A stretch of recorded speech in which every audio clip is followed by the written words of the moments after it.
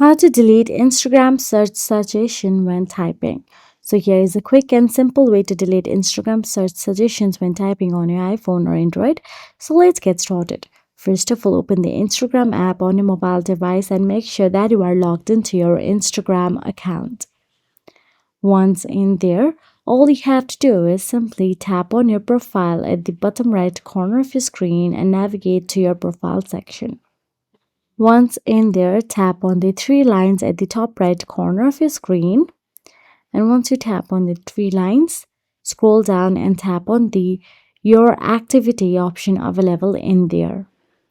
Once you tap on the Your Activity, all you have to do is scroll down till the bottom and there you will get to see Recent Searches option available. Simply tap on it. Now there tap on the Clear All and clear all the search history. And that is it. Instagram sometimes shows suggested accounts based on your activity, and those can't be cleared individually like recent searches. If you found this video helpful, please like, share, and subscribe. And thank you so much for watching.